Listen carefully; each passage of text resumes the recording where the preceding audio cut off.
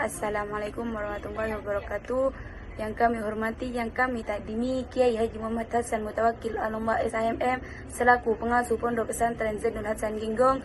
Yang kami hormati Bapak Dr. Abdul Aziz Wahab BA MAG selaku Rektor Universitas Zainul Hasan Ginggong. Yang kami hormati Dosen 1 Bapak Dr. Ahmad Fauzi MPD dan dosen pembimbing 2 Bapak Dr. Ainur Fiksofa MPD. Saya di sini akan mempresentasikan proposal saya yang berjudul penerapan aplikasi Canva dalam meningkatkan efektivitas pembelajaran PAI di SMP Negeri 2 Kendit Situbondo. Bab 1 pendahuluan. Peneliti melatar belakangi dalam era digital yang berkembang pada saat ini, teknologi telah menjadi bagian yang tidak terpisahkan dalam berbagai aspek kehidupan, termasuk dalam bidang pendidikan. Perkembangan teknologi informasi dan komunikasi telah membawa perubahan yang signifikan dalam cara manusia memperoleh, mengelola, dan menyebarkan informasi. Teknologi digital sangat penting dalam meningkatkan efektivitas pembelajaran, termasuk dalam pendidikan agama Islam. Integrasi teknologi membuat pembelajaran lebih menarik dan sesuai dengan perkembangan zaman. Di SMP Negeri 2 Kendit Situbondo, metode pembelajaran yang masih bersifat konvensional membuat siswa kurang tertarik dan mengalami kesulitan dalam memahami materi PAI. Hal ini berdampak pada rendahnya minat belajar serta pemahaman mereka terhadap pelajaran tersebut.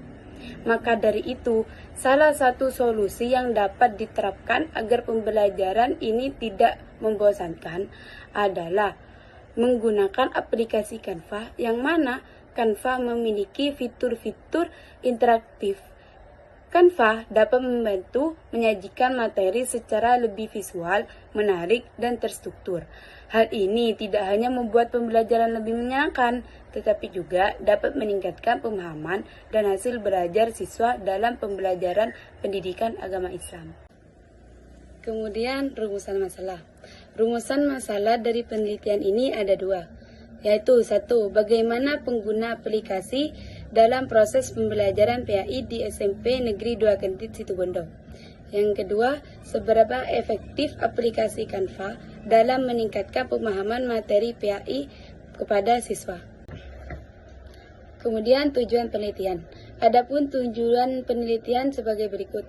1. Untuk mengetahui penggunaan aplikasi Canva dalam proses pembelajaran PAI di SMP Negeri 2 Kendit Situbondo. 2. Untuk menganalisis efektivitas aplikasi Canva dalam meningkatkan pemahaman materi PAI pada siswa.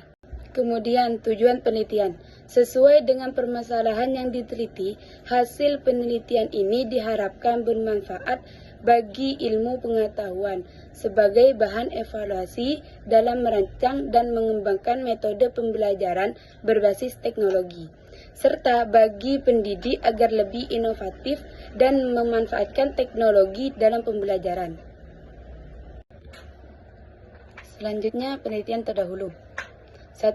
Efektivitas aplikasi Canva untuk meningkatkan minat belajar PAI pada kelas 9 SMP NU Bulu Lawang yang disusun oleh Ridho Ramadan. Hasil penelitian ini mengindikasikan bahwa penggunaan Canva membantu guru dalam menyampaikan materi secara lebih kreatif dan efektif. Guru merasa lebih mudah dalam membuat media pembelajaran yang menarik, sehingga interaksi dalam kelas menjadi lebih dinamis.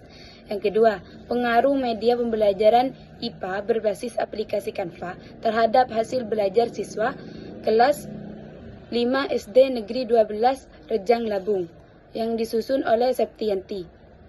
Hasil dari penelitian ini menunjukkan bahwa penggunaan aplikasi Canva sebagai media pembelajaran dapat meningkatkan hasil belajar siswa dengan Canva.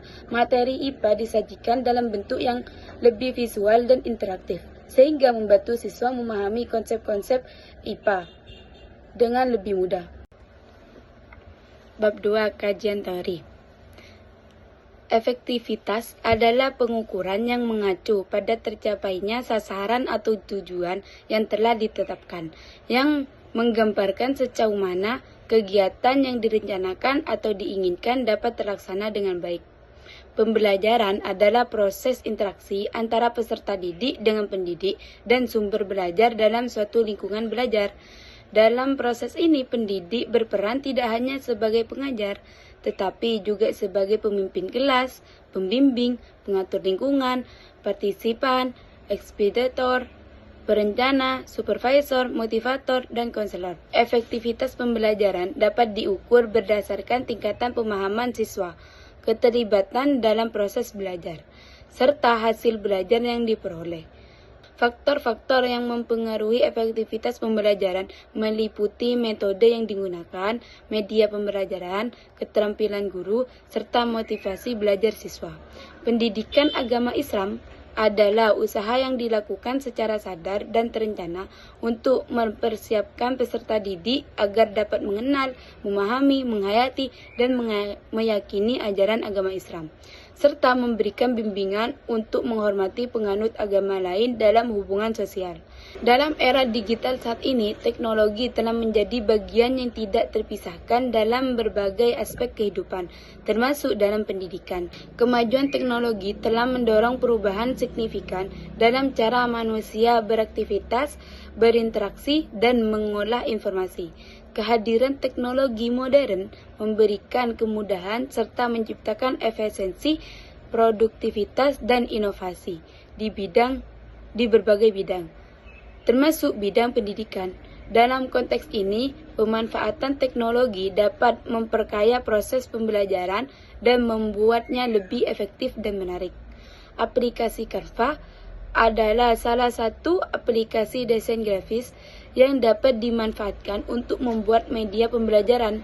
Aplikasi Canva adalah platform dan aplikasi yang menyediakan berbagai fitur untuk membuat desain grafis dan publikasi online. Canva kini menjadi salah satu aplikasi yang digemari karena terbilang mudah untuk digunakan. Bab 3. Metodologi penelitian. Jenis penelitian. Jenis penelitian yang digunakan adalah penelitian kualitatif. Kehadiran peneliti. Dalam penelitian kualitatif, kehadiran peneliti bertindak sebagai instrumen sekaligus pengumpul data. Data dan sumber data penelitian. Di sini menggunakan data primer. Data primer adalah data yang diperoleh langsung dari sumber pertama, yaitu melalui wawancara yang dilakukan oleh peneliti. Kemudian, data sekunder. Data sekunder adalah data yang diperoleh dari sumber lain atau hasil pengolahan lebih lanjut dari data primer, baik oleh pengumpul data primer maupun pihak lain. Kemudian teknik pengumpulan data.